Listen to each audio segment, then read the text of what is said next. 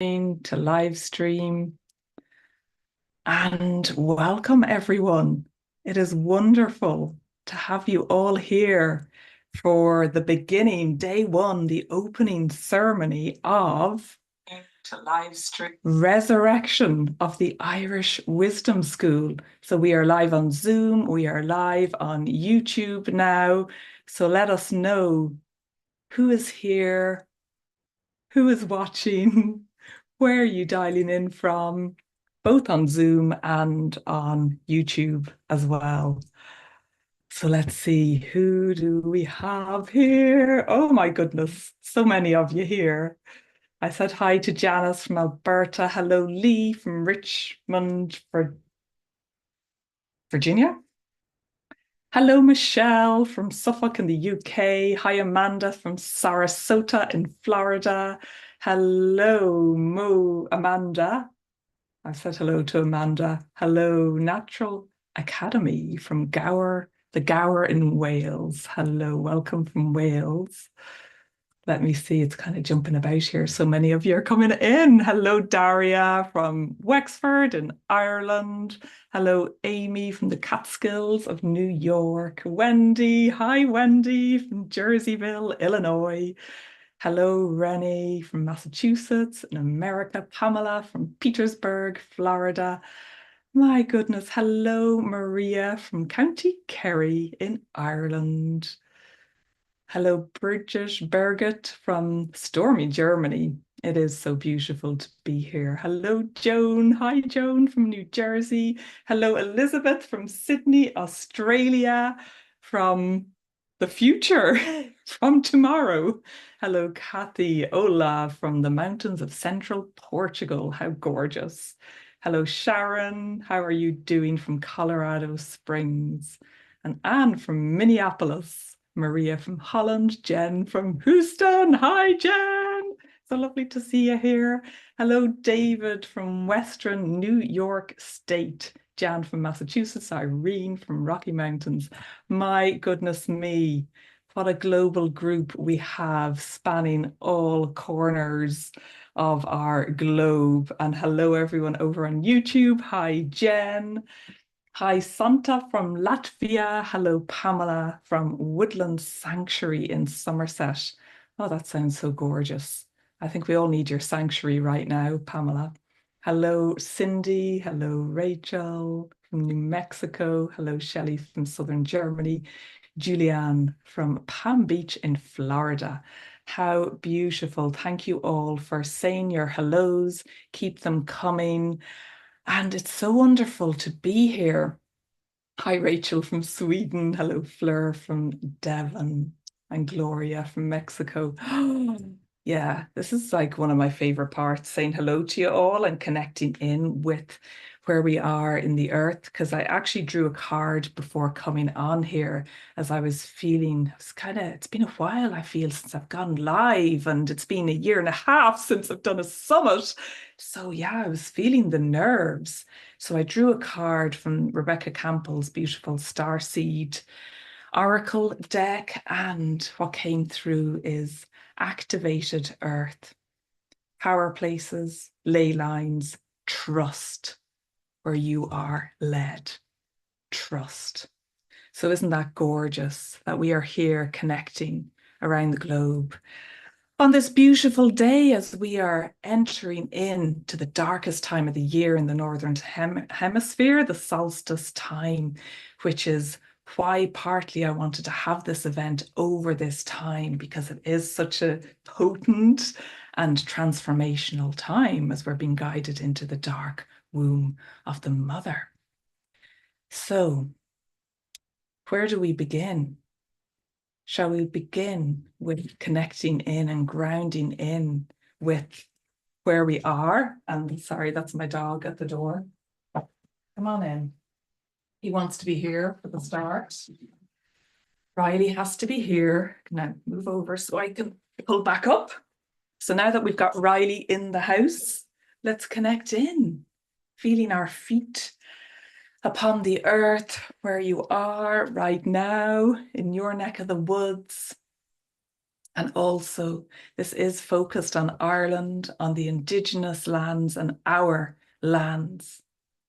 So as we feel our feet connecting soles to soil upon the earth, may we invite in the presence, the energy, the wisdom of our ancestors across all timelines that wish to be with us here today. And all beings, including my lovely dog Riley, who's holding my hand right now, all beings that wish to support us as we open this portal to resurrect the Irish Wisdom School and retrieve the Irish and Indigenous ways.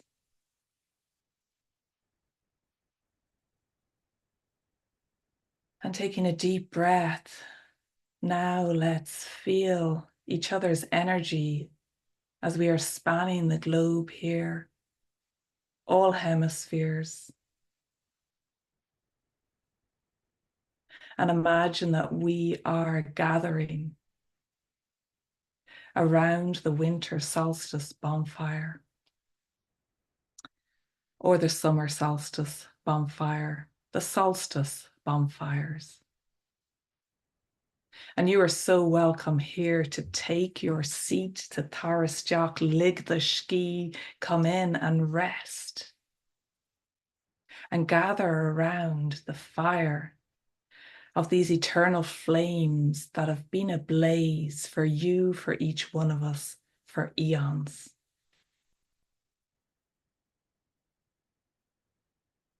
And it's your invitation here today as we settle into this space to place anything that's no longer serving you and set the intention for anything that is no longer yours to carry or take forth after this moment. That you may place this on the bonfire now at this time of solstice, the darkest time of the year in the Northern Hemisphere, the brightest time of the year in the Southern Hemisphere. And we allow fire elemental to do what fire knows what to do, to burn away the lies, the stories, the patterns, the beliefs that are no longer serving each one of us individually, collectively, so that only the truth remains. And it is an invitation so that this process may unfold from now on, to create space for you to really sink into this nourishing space today and over the course of our 5 days together, because it is the intention that it is such a nourishing, supportive space as we come towards the end of 2024 now and begin to turn our attention towards 2025. So within the space that's created here, I do invite you to receive what I'm sharing today as a transmission.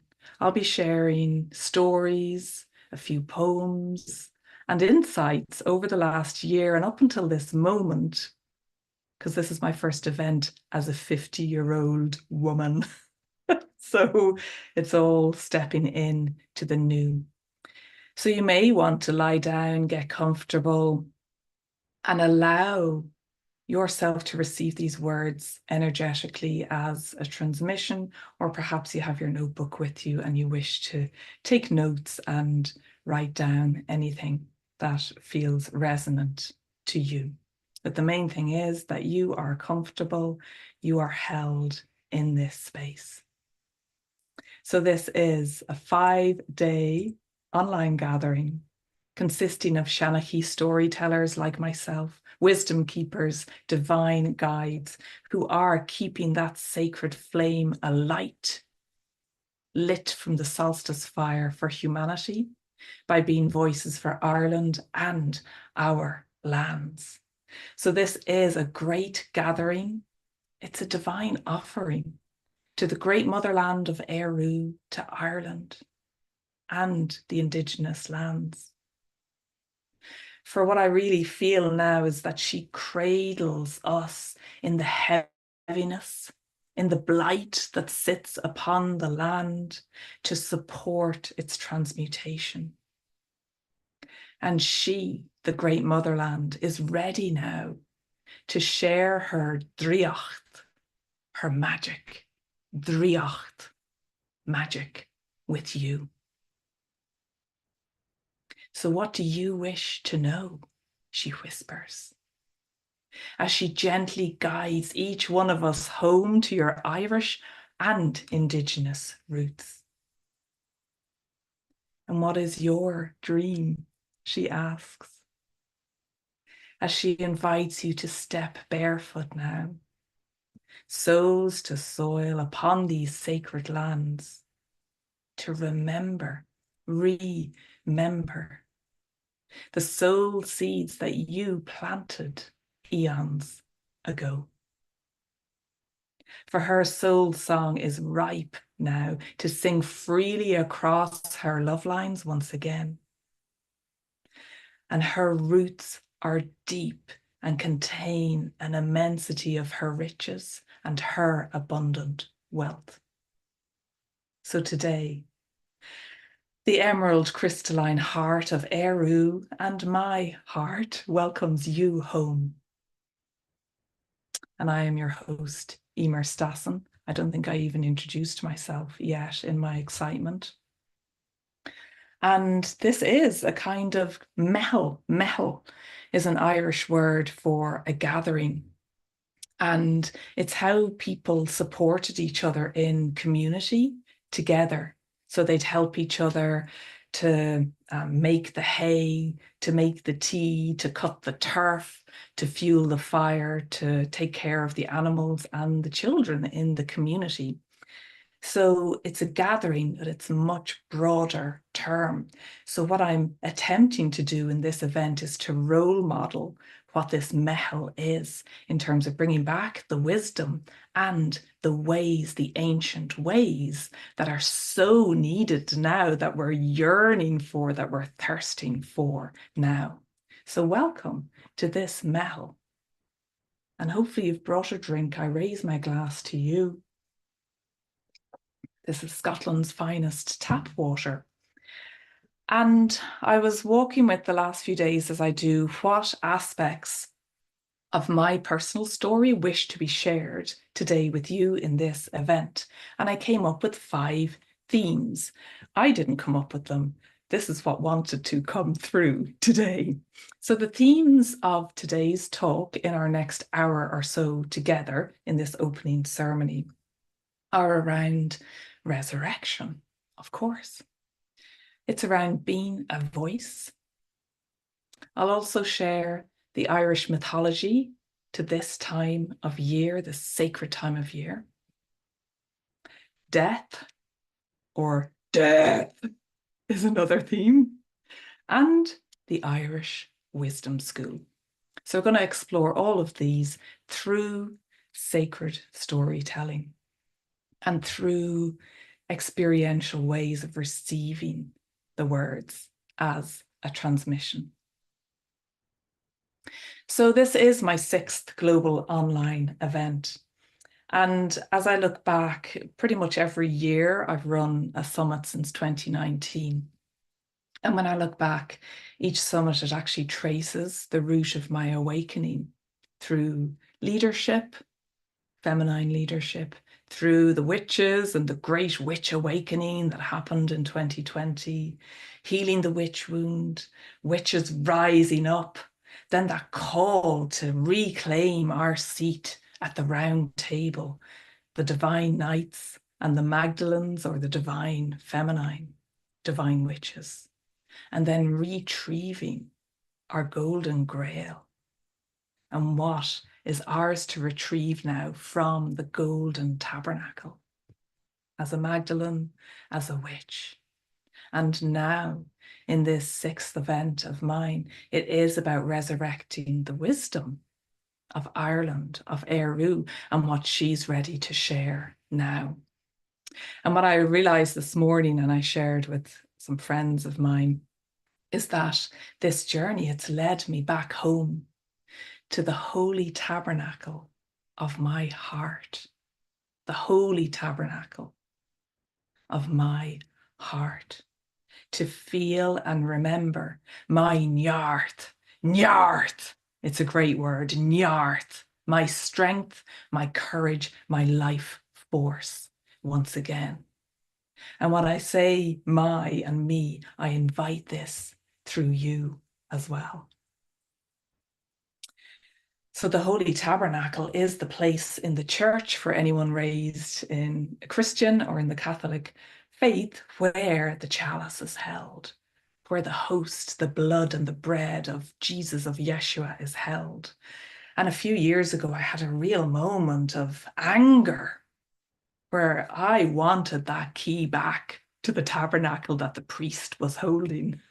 And so, over the course of shamanic journeying and meditations and healing, I realized, wow, it's already here within my heart. So today, I'll be inviting you to really connect deeply with all parts of your heart, to feel your heart ablaze on fire once again, with the passion, with the life force, with the Njarth that is ready now to rise up. So what about resurrection as we're resurrecting the Irish Wisdom School? So some of you may know this story, or some of you may be new to this channel. Who's here for the first time? Let me know in the chat, let us know. So I have a story about resurrection, and it has a very, very personal meaning to me. So when my father, the final few days of his life, he was in hospital in Dublin, called Mount Carmel Hospital, and a healer had come to visit him. Now, this healer, I think he's still alive, and he had great success at healing people from all kinds of chronic illnesses or terminal illnesses. So this was like the last attempt to, I guess, resurrect my father, bring him back to life from the cancer that was munching its way through his body, into his bones. He was in a lot of pain. So when the healer came, I arrived in at the very end. This is my memory. And actually, I was talking to my sister the other day about it, and she's like, oh yeah, I've got different memories to that. So we've got each part of the story. And when I arrived in, I noticed how alive my father looked. He looked so alive, even though he was lying there, aging before my eyes, before our eyes, in what we didn't know then was the final few days of his life. His cheeks were rosy, his grey hair was greyer than ever, and although he looked really, really old beyond his 59 years of life, there was a life, there was a Njarth, there was a strength flowing through him.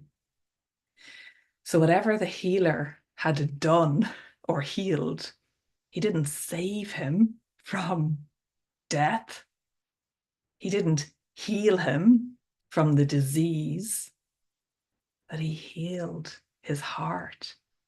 He healed his soul. He healed his spirit. And it helped my father, I know it did, prepare for his onward journey, his Thuras Nua, his new journey, his new adventure on into the other world, Tirnan Og and beyond.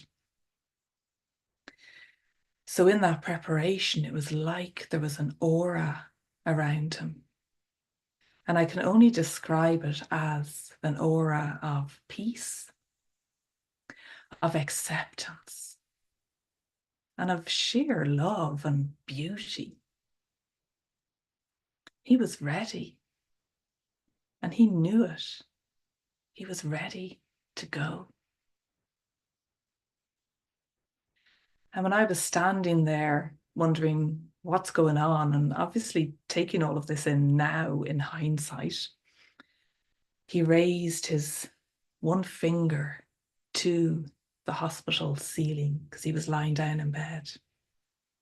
And he wasn't saying anything at this stage. He was singing a bit because he was on the morphine and he was hallucinating, but actually I feel he was actually seeing his spirit guides coming, gathering, his ancestors gathering. That's what I feel now. And he was singing to them and communing with them, like his hands were going. It was like a light language that he was speaking. And that one word he uttered as he raised his finger to the ceiling was resurrection. Resurrection. And what a word to say. So that was a very profound healing that he received. He was ready to go. He was at peace. His family were all around him. And he knew, as the divine masculine, as the divine father that he was, he knew what was awaiting beyond the veil, beyond this mortal human existence. He knew there was so much more. So at the time, I was 19 and this was 30 years ago. I did tuck that away into my psyche. Thought, yeah, interesting word. Now let's get on with things. Let's get on with life.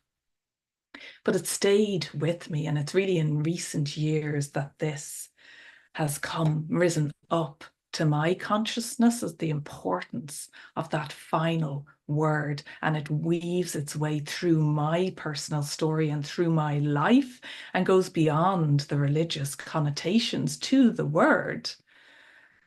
And the meaning is to rise up into more ascended forms of being, to resurge or to rise out of the density into a lighter, more pure way of being. So it's that invitation to rise up out of the density of our 3D form as a human and not necessarily leave this earth in order to do it. Freddie Silva, if anyone's read any of his books, talks about the Knights Templar and how they practiced living resurrection, where they would go into the womb tomb, close over the rock, close over the door in complete darkness for 3 days and nights. So it was a practice. And I imagine Yeshua, Magdalene's, and going back to Egyptian times and back. It was a practice. So my father was giving me a clue as to what my future work or future, what will come back into my consciousness. So he did die a few days later, and it was a beautiful way to die in the hospital. We were all around, all the family, extended family. And it was a very, very sacred moment. It was a gift, another gift that he gave me was role modeling how to die so gracefully and peacefully and so lovingly as well. And when he took that final breath, when I connect with that now, I see the light that's around him.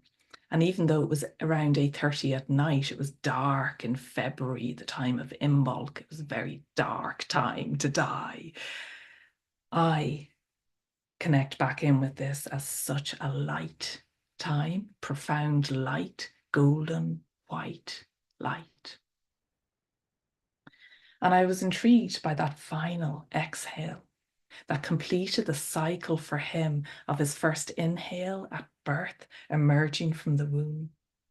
And that final exhale, and how simple it is, the final breath, for the heart to stop pumping, and for my father, Arthur, to go on his merry way to the other world.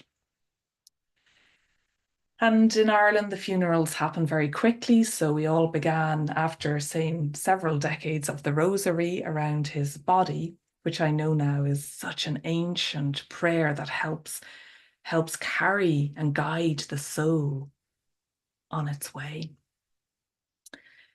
The day of his funeral, about 3 days later, I woke up in the early hours. And bear in mind, I'm 19-year-old teenager doing the normal things teenagers do. And at the end of my bed, I shared a room with my sister. We had a single bed each. There he was, my father, suited and booted, tie on, his best suit, his funeral suit, shoes and all. In my head, I'm like, what are you doing here? You're dead. And for an instant, I thought, oh, no, he's not. He's alive. He was so real, looked so like I could almost reach out and touch him. It was so real. And in the instant that I thought, he's alive, he disappeared. And the grief that flowed up through me was so huge. It was like this great surge of grief that flowed up. And I realized he had died. And again, it was many, many years later before the significance of that visitation came to me. Because he had said his final word, resurrection. And then he had appeared to me at the end of my bed to know that this isn't the end. This isn't the end. And we can come back, and he is here in spirit. And I feel like he's actually loving taking, the center stage here in the story as well of his resurrection. So he was modeling the resurrection, the rising up out of his mortal body to still be with his family, to help and support the healing of the timelines of our lineage, of our Celtic lineage, and ultimately guide me personally along the many awakenings that I've had on my journey. So that's why resurrection had to be in this summit, because of the very personal, dear meaning to me, and also the significance to my father as well, because it wasn't something that I had heard him speak about, when he was alive. He was a very holy man, and holy in a very loving, role modeling way. So yeah, that is the resurrection. And we will come back to some of that story later on in this presentation. Because the other aspect that I wanted to move on to, and let me know in the chat what that moves through you, and perhaps you've had visitations or connections with loved ones, and perhaps you have your own resurrection story of rising up. Because the other aspect of that is it was the messages of the witches in my witch awakening in 2020 that were urging me to rise up and everyone to rise up and return to our power. So there's something very important about this rising up and remembering that we are more than this dense mortal coil, and that we chose to be here and have this human experience and live in this world at this time right now. So the next part of this story and the topics that wanted to be shared with you today is about being a voice. Being a voice. So if some of you have followed my journey over the last 4 or 5 years, you'll know that the witch awakening that I had on the Lionsgate 2020, it ultimately helped free my inner voice and connect with the voice of truth that still continues to emerge through me. And that was something I shared far and wide with others to support people to connect with your truth and your true voice, and to share the story of that. But there was a key moment last year, and I went to a sweat lodge, and it was the time of autumn equinox, the 20th of September 2023. And it was at Lendrick Lodge. And I know some of you here have had the joy, we've had the joy of retreating together to these sacred Celtic lands of Scotland at Lendrick Lodge. And I'd signed up to a sweat lodge. Now, I don't know why. I had done a fire walk prior to that, and I really felt called to do this sweat lodge. Has anyone done a sweat lodge? Oh my goodness, it was intense. It was really intense, but I knew it felt like an ancestral calling to go and do this at Lendrick and be in the Celtic space on Celtic lands and connect even more deeply than I already was. And part of this is that we build the sweat lodge together, and there were about 20 of us. And this is September time, so it's kind of getting to the chilly time of the year. And we all chose our stone that we were going to use to help heat the sweat lodge and placed it on the fire outside of the lodge so that stone would heat up. And as we went inside, our guide, Victoria, decided normally she does 4 rounds of the talking stick inside the sweat lodge. We must have needed extra sweating because she did 5 rounds. So it was an extra long sweat lodge experience. I don't actually know how long it was. It felt like an eternity.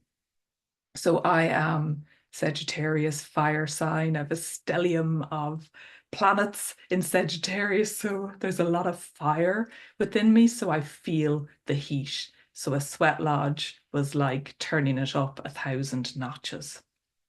But ultimately, as the talking stick was being passed amongst us, I could hear myself speaking, but I felt like it wasn't me. It wasn't me. It was something else that was rumbling up from the earth as we were sitting on the earth. We had our swimsuits on and a towel, and we were sitting on the earth. It was so primal. It was so earthy. You could smell it. You couldn't even smell sweat. You could smell the earth rising up. And it felt like it was the voice of the earth. It was the voice of the Celtic land that I was sitting on. It was the voices of the ancestors. And it was really profound. And I don't know what emerged through me or what words came through, but it felt like such a powerful transmission.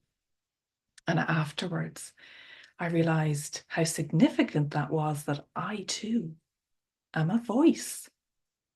It sounds ridiculous, doesn't it now? I'm a voice. I have a voice. And there's something that wants to be expressed through me, as well as the stuff that I think needs to be shared from my head. So it was a really deep initiation to even more deeply connect with that voice. But knowing I'm a voice, well, I'm a voice for what? It kind of left me puzzled. It was like a cliffhanger for quite a time. And in this hot, unbearably hot sweat lodge, it felt like a really, really intense rebirthing. I was being rebirthed anew. All of us were in there.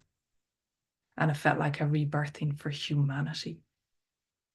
And towards the end, when it got so intense, I went into the child pose and placed my forehead on the earth. So it was like demonstrating this is the rebirth.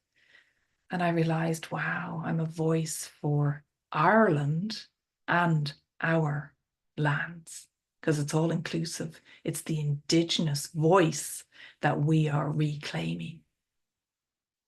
So what is it that wishes to be shared through you, through your genetic makeup, through your vessel, through your lineage now?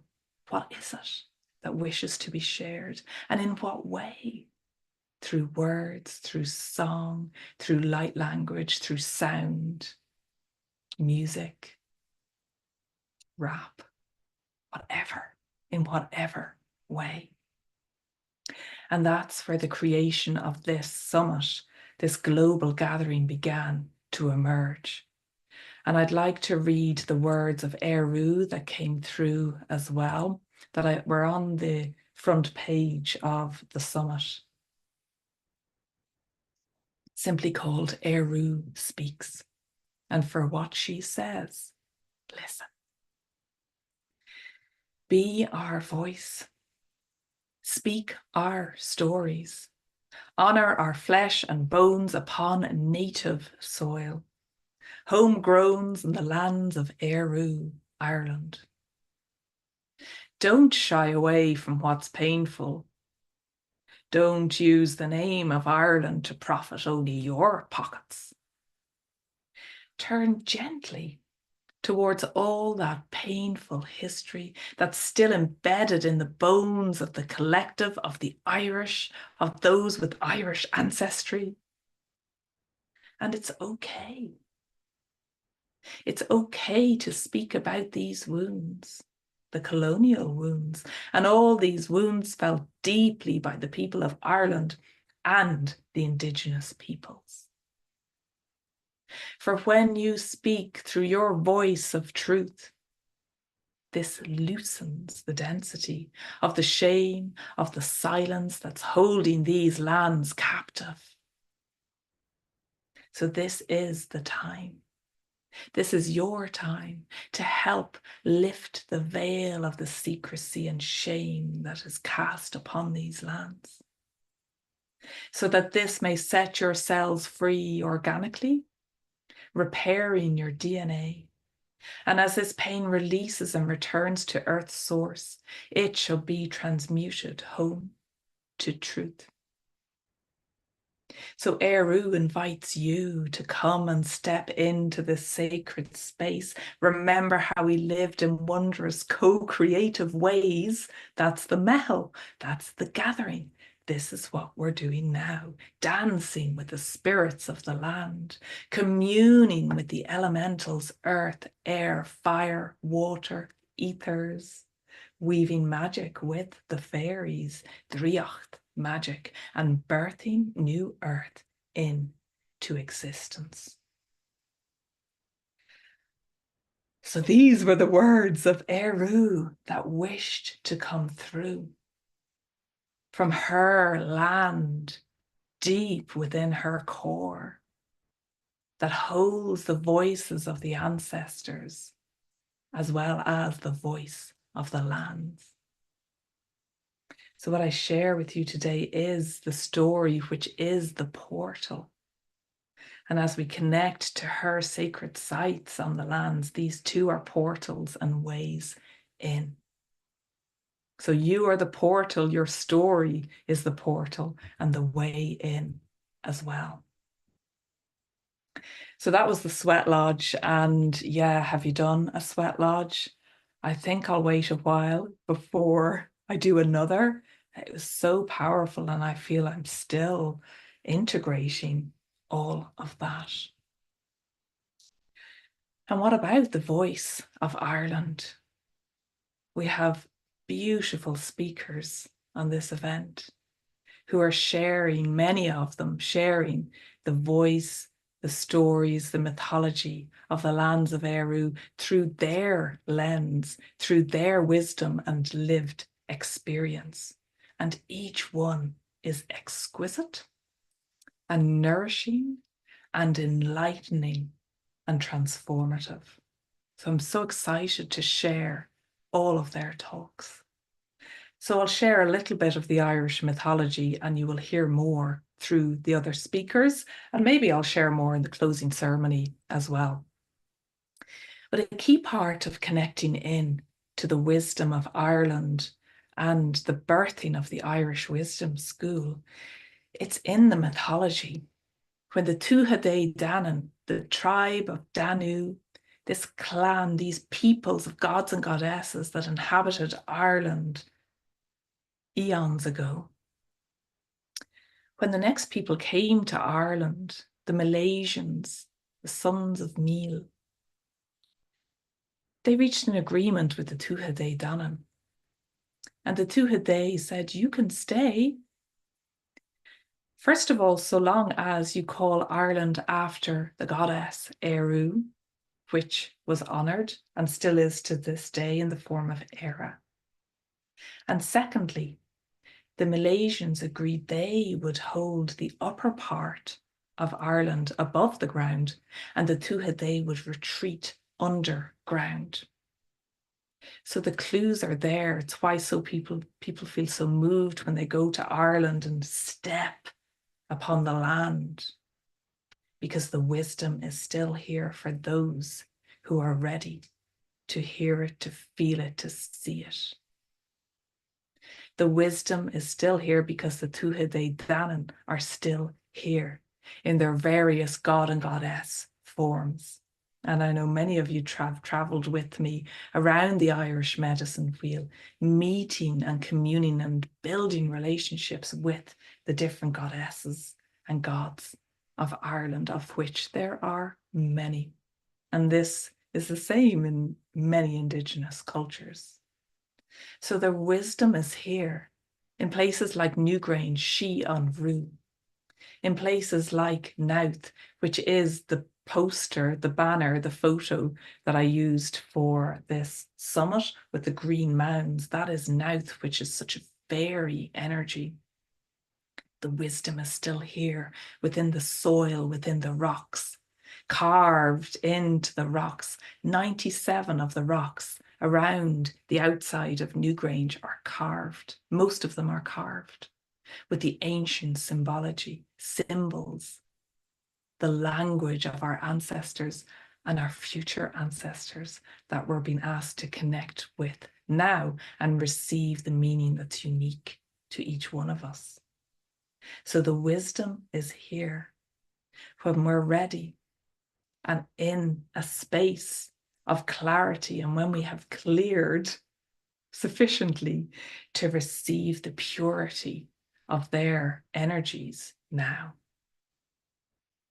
And it is the Cailleach who guides us into the darker time of the year now, into the womb tomb of Newgrange, Seanachaí.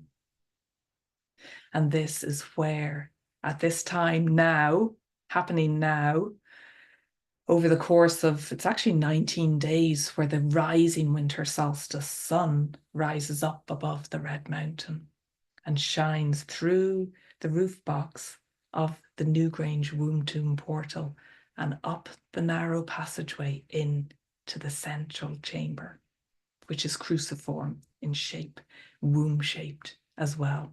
And it's actually live streamed. So I'll include a link in the follow-up email, because it's been live streamed again this year. So let's hope the sun shines. And two of our speakers are going to be there on the 21st of December. Dara Stewart, whose talk goes live after this, and also Dr. Karen Ward, who I'm interviewing live on winter solstice at 6 p.m. UK time. And she will have been at Newgrange that morning. So all this wisdom is coming to be shared with us all. So the story is there. It's the divine union, sacred union between the Dagda, the sun god, and his counterpart, Bowen, the cow goddess, the little cow. And their union causes the sun to stand still in the skies. Grian Stad is solstice in our Irish. Grian is sun, Stad is stop, sun stop, literally. Their union, the ecstasy, the joy, cause the sun to stand still in the sky. And ultimately, it's the return of the light. It's the light shining into the dark womb of this stone chamber that welcomes the return of the light, because the days begin to get longer from now on in the northern hemisphere. So their union created their son Angus O, and Trish Cameron, one of our other speakers, actually tells the story of Angus O, which is a beautiful telling of the story. So these sacred sites hold the memories, and we are invited to connect in energetically to receive the wisdom. And Newgrange has the entrance stone of the triple spirals: birth, death, rebirth. And Nouth is another mound that sits in the bend of the River Boyne, Bowen's river, which is what she became when she died. And then there's Doubt, which is free to go to and not part of the tours. And for me, it's like the forgotten child. It's the third child. I'm the third child. I'm not the forgotten child, but it's like the forgotten child, Doubt. It had a botched excavation in the 1800s where they dynamited through the mound. So there's a gaping wound. The mound is aligned to the setting winter solstice sun. So it works in conjunction with Newgrange, She an Bhrú, the rising sun at Newgrange, the setting sun at Doubt. So Newgrange, Nouth and Doubt hold these energies, and it weaves like the triple spiral. It's a vortex of energy. Gosh, I can feel that now. I'm sure you can too. So when you go on the tour of Newgrange, they call Newgrange a tomb. And so many of us know when we go there, it's a womb as well as the tomb, because it's all about the balance and bringing back balance of the masculine, feminine, the womb and the tomb within each one of us. So it leads me on to the second last part of what I was to discuss today around death. Death. Now, if you've been walking with me the last year, you'll know, and if anyone is experiencing or has experienced your Chiron return, what a journey it's been. So it's very much felt like a death year for me. We've had a few of our cousins have sadly passed on quite young, around the summer solstice actually of this year. And for me, it's been an inner death, a death of the ego, a death of the stories, the patterns that I tell myself, the death of the little voice within me. All of it has been offered to the Bealtaine fire, the solstice fire, the Samhain fire, which is why I began this talk by inviting you to place all you think you are now on the winter solstice fire or the summer solstice fire. Because the fire is so powerful and alchemical that only the truth can remain. And it's what we're being asked to be, that truth. So apart from going through the Chiron journey and really surrendering to that as much as I personally could throughout the year, I did have a series of shamanic journeys around March time of this year, where I was led by a little boy over molten lava field into a cave. And this was all taking place in the shamanic journey. And inside the cave was a dragon or a dinosaur. And it was white and clay. You know, you get those clay models. My kids used to get them that you then paint. It had that kind of texture. And ultimately, I was given some gifts within the cave of eggs, of rose quartz, of cacao, actually, of liquid plasma gold. And I only realized a few months later that, wow, I was being invited to go into the cave to die shamanically. And a few months later, I felt like I was in that cave and being called to be still to not create and be out there. Any ideas that came, it's like I was being stopped. Like, no, this isn't the time. It's the time to rest and be still and allow yourself to go into hibernation within the cave.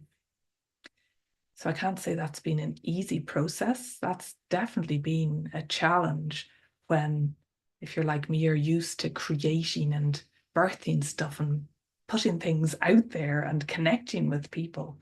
But the universe had something else in store.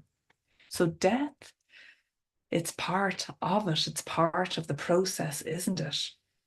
But I said I'd come back to the resurrection, and after my father had come to visit me 3 days later, because that same year in 1994, I had gone to Germany to work for the summer, and I was in a fatal car crash.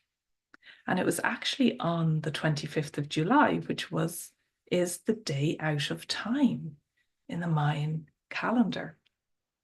So it was a near death, as close to death as I've ever come, because it was basically the people, my friends in the back of the car, that hit the tree, and they died instantly. And I survived because I was in the passenger seat. And I really do feel my ancestors and my father, as many people told me afterwards, my father saved me or intervened or did something because it was not my time. It was not my time.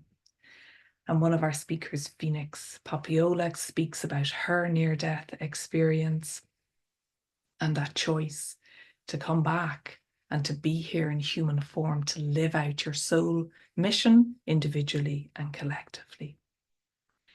So I know the resurrection of the Irish Wisdom School and what wants to unfold is part of my soul mission now. So it was a very, very powerful experience to experience the death of my father in 1994 at the age of 19, and the near-death experience and living and surviving through that. And then now at the age of 49 into 50, the death, the metaphoric death within myself, and the voice that wishes to emerge now, and the Irish Wisdom School that wishes to emerge. So ultimately, what has emerged is this event culminating at the end of the year, winter solstice. Thank you for your love hearts, Helen. Very beautiful. And, it's interesting in our society that it's not always the topic that we wish to talk about. And yes, it's so important. And actually, one of the books, I've got my laptop propped up on a load of books here, and one of them is Healing into Life and Death by Stephen Levine. I haven't read it yet, but it's an important aspect of life that we are being called to commune with. So the final aspect that I wish to share with you today, and thank you all for being here live on, gosh, there's so many of you on Zoom and on YouTube as well. So the final part is the Irish Wisdom School. And this event is role modeling this in the metal, in the gathering, in the weaving and the sharing of each of our wisdom, the 14 of us that are speaking. And at the time when Tara imploded, the divine planet of Tara and aspects of that created Earth, and parts of that is in Ireland, definitely, these ancient wisdom that's held in the land, but also Atlantis, and the civilizations fell. Many of us, we departed to the other realms, or we became separated from our soul truth, severed from our source wisdom. And many of us experience the persecution if you've done any past life healing or therapy, or maybe in this life, you've experienced it, the persecution that pursued us and the power over us that was wielded as witches, as Magdalens, Essenes, Cathars, Knights Templar, Druids, all the Indigenous communities that have been targeted for millennia, and the trauma that embedded until this time, and this pact that we made to return now with the wisdom teachings intact for us to share. It's so important. We're no longer keeping them secret. We are being called to share the wisdom now. So may all our hearts turn towards the island of Ireland, of Eru, and the Indigenous lands, for she is ready to speak through us now. Her wisdom is ready to be shared. It is time. So in resurrecting the wisdom, you're invited to notice within yourself what's ready to rise within you now, and to help heal the land, the blight that sits upon the land of Eru, the trauma from the famine, the sadness, the grief that still emerges and wishes to be transmuted through us. But also the veil of secrecy and the shame that has come with that, of not being able to speak our Indigenous tongue, of it literally being beaten out of so many people in centuries gone by. And that wound of speaking the mother tongue and reclaiming our Indigenous tongue, the Gaelga, the Changa, the language, and the Driocht, the magic that brings in sharing these words. And that we can come together to weave, to co-create new kinds of communities in a new earth way, and lead from places of harmony, of balance, of equilibrium within the circle as we reclaim our seat at the round table. So I ask you, what is the wisdom that's ready to be shared now? And it ultimately is your story. It's our story, and it's my story. It is the portal. It's the way in. And so too are you, that portal. So all that I share with you today is my sacred story, is part of my journey, of my lived experience, because I chose to be here now at this time in human form, to experience it all. It all. And within that, may each one of us reconnect with the precious gifts, now that the holy tabernacle doors have flung wide open, to reclaim that gnosis now, to drink from your chalice cup that is yours and contains the wisdom, and that we may reconnect with our ancestral lineage and know these high vibrational codes, the keys, the frequencies that are pulsating peace now. For this is the time to activate our Celtic soul gold once again as the highest, most noble, stable frequency. Number 79 on the elemental table, which is what lifetime access goes up to after the 19th of December, from 55 to 79. So we are being invited to rebuild our elemental foundations now, and to come home to your center, the center of your medicine wheel, of your truth and your innate nature. And that each one of us here in this sacred circle may be a catalyst for your healing journey, may be an inspiration. And whatever unfolds for you, whether there are trigger moments, whether it brings up grief or trauma, or joy and laughter, of which there is a lot from these speakers, then let's invite it all to be here as we stay here in this fire that is ablaze for each one of us now, and that we can connect in with our energy over the course of this winter solstice time. So I'd love to finish up with a poem that popped in actually just before coming on.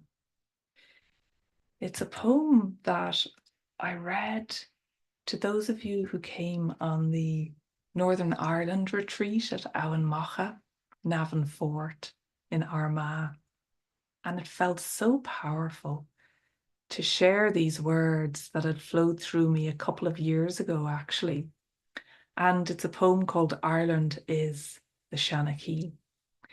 And it really sums up all that we've explored today and the importance of each one of our stories and honoring the truth of your story as the insights continue to emerge through you.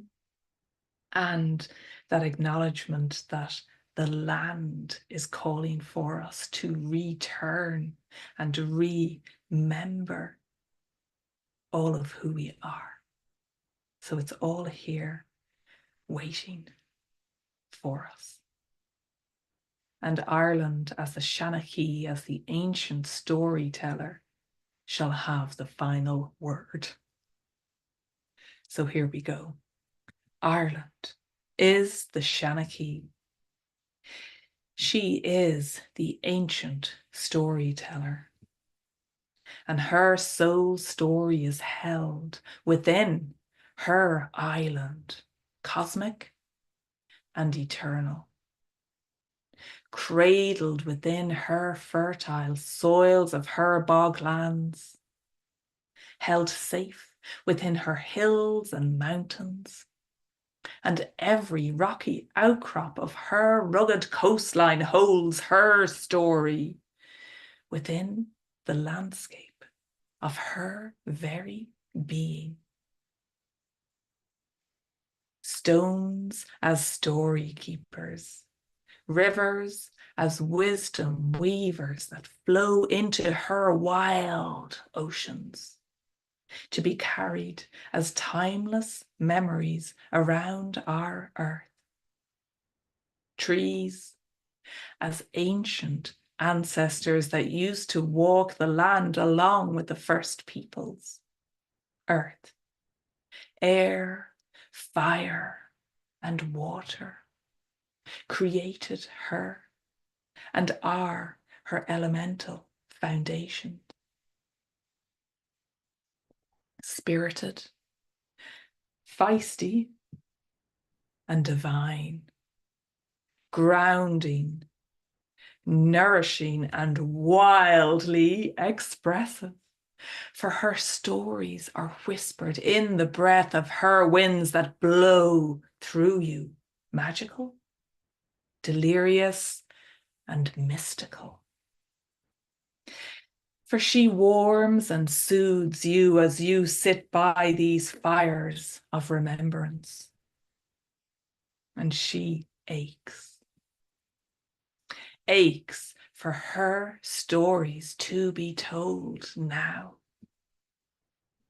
for her yarns to be regaled. And she gifts us these abilities when we would slow down and listen to her, to all that she is so generously wanting to share with each one of us through our roots, blended with our unique experience, dropped in through our crown to be her human conduit, her messenger for these times that we're in. and also our legacy. For our stories continue to live on even when we too have passed on into the other world and returned to the land. Our soul stories contain so much ancient wisdom. And so, as we gather here from all around the globe, it makes sense that our land, this land where we have our feet currently planted, is also the seanachaí. So, what is your story, dear seanachaí in the making? What lives within you that is aching to be expressed? For you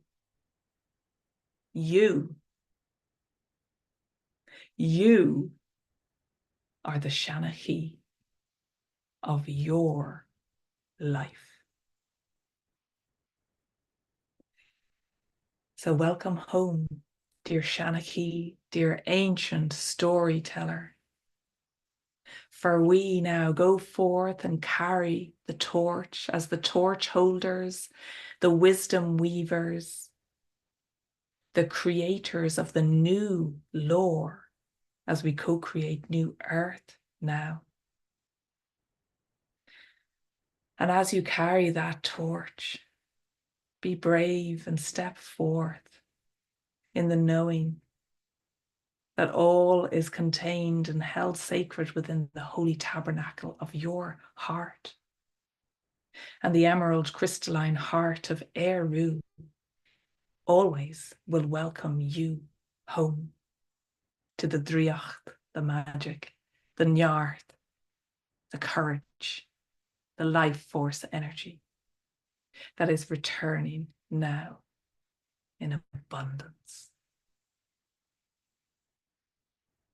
And so the Irish Wisdom School is resurrecting now. Thank you all for being here, for being part of this. Thank you for listening, live or in the replay.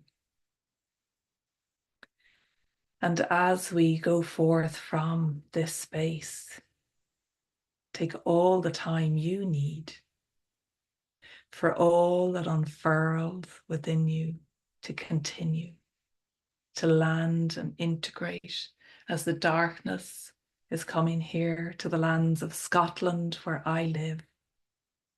I am eternally connected to my homeland of Dublin, of Ireland, of the places of my ancestors in County Cork and County Kerry, and to the wisdom teachings that are emerging now. So thank you all. It's been such a joy and an honor. And thank you for your beautiful comments. Yes, thank you, Wendy. Gorgeous. Thank you for your devotion, care, and sharing. This is so lovely. So grateful. Thank you. Romaine, you're feeling very aligned. Thank you. You're so welcome. Lorna, hello. There you go again, playing a harp in my chest. I love that. And you know, I did used to play the Irish harp. Yeah. La la la la la la la la la la la la la. That was one of my favorite tunes, actually. So yeah, my sister has the harp now. So gorgeous. Helen, so incredible, your words. Thank you. I feel this my whole life. Truly thankful. Yeah. And it's the simplicity, isn't it, of the insight when we know the importance and sacredness of all that unfolds for us. Every experience is a beautiful story in itself. And that we walk across the earth now, weaving the old and the new, merging all these timelines now and healing. Janine, your wisdom is activating something in me. I can feel the power of my Irish ancestors gathering around me as you speak. the Irish wisdom into my heart. Oh, that's gorgeous. Thank you, Janine. That's beautiful. And Romaine, thank you for sharing the beautiful story of your father. You're so welcome. Arthur or Art. Romaine, you're sharing as a nurse and midwife, I truly feel we need to look at death in society rather different from how we currently do. Yes, absolutely. And that we prepare. My father was lucky that the healer could prepare him, and he was preparing himself as well. You know, yeah, it's really beautiful. Rachel, there is no doubt that your mission is very deep with Ireland. Thank you. I've been looking for you for a long time. Oh, that's gorgeous to hear, Rachel. Blessings to you and all those who passed in the fatal crash you experienced. Yes, yes, thank you. Oh, such gorgeous comments, everyone. Thank you, Joan, for your love hearts. Beautiful. Rennie, I'm inspired and will incorporate some into my own ceremony on Saturday. That's so beautiful. Yeah, because there's so much going on this week, isn't there? It's such a powerful portal that there are so many beautiful offerings. So enjoy each one that you feel called to go to. Katie, hello, seeing you for the very first time. Looking forward to hearing more and from your friend Mary McLaughlin. Oh, yes, absolutely beautiful. Mary's talk comes out tomorrow and it's absolutely gorgeous. She shares her story. Fleur, loved this. Thank you. I love your stories. Thank you so much. Daria, love you, sister. Thank you for your beautiful stories and for sharing from your heart. You're so welcome. Thanks for being here. Blessings. Oh, Rachel, you'll pull a circle card for me and send an email. Thank you so much. That's gorgeous. Thank you, Michelle. Thank you, Janice. Sending love from Irish Roots Awakened. I love that. Yeah. Jennifer, you did it again. Put it all on the fire, says Eimear, and we all did. I know, it came round again. Like, really, are we meant to do this again at winter solstice? What's left? What's left? And the earth and Ireland says there's always more. Keep going. Oh, Sonia, my dad having passed away with rigor mortis already having set in, but 6 hours later, he had the most beautiful smile on his face. That is gorgeous. There is life after life, yes. Thanks for bringing this up. I never say passing away, but passing over. I love that. Makes me smile when people look at me with a puzzled face. That is beautiful. Thank you. And that's in Irish mythology as well. Our soul goes to Tír na Nog, to the land of the forever young, to wait there for the next mission, which I think is such a beautiful, beautiful idea. David, hello. Thank you, Eimear. The moving story of healers with your dear father. I also had a near-death car wreck through on the 2020 Lionsgate. Wow, David. That's amazing. That's that's the day I had the witch awakening. Wow, what a powerful portal. Chiron healing, yes. I think there was another comment up here I wanted to read. Someone who had passed. Okay, I can't see where it is. I think someone had left a comment about someone dear to them that passed away. Oh, there. Heidi, your son transitioned in 2011 and you have had many visitations from him. Thank you, Heidi, for sharing that. I'm glad I found your comment. I saw it pass by earlier. Wow. Thank you, everyone. So many beautiful. I will send out the chat as well so people can enjoy it, and I will take time to read through your comments. Our next live talk is with Jocelyn Starfeather, who is going to take us to the magic and ancientness of Egypt. And that is at 6 p.m, so less than 2 hours from now. But you'll get a reminder if you've signed up to this summit.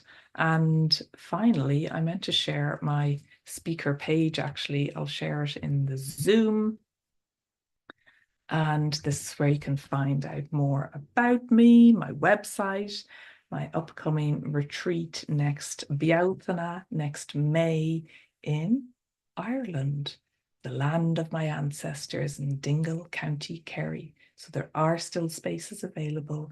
It would be an honour to welcome you home to the place of my ancestors, to continue on this conversation around the Irish Wisdom School and share the sacred stories.